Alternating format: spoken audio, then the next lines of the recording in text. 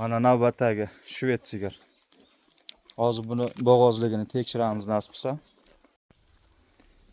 Agar bo'g'oz bo'lmasa, bunga shved zotli urug'dan tashlaymiz nasib bo'lsa.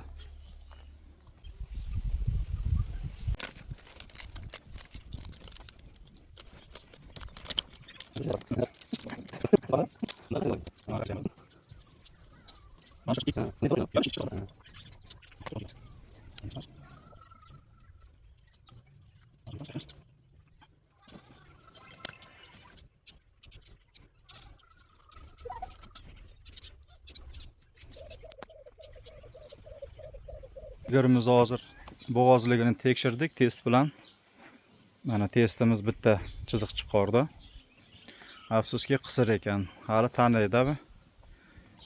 Endi akamiz sun'iy urlantirishga rozi bo'ldilar. Hozir mana birinchi kunda ukolini qilamiz. Kuyga keltirish ukolini boshladik. Xudo xohlasa, 3 kun urug' tashlaymiz.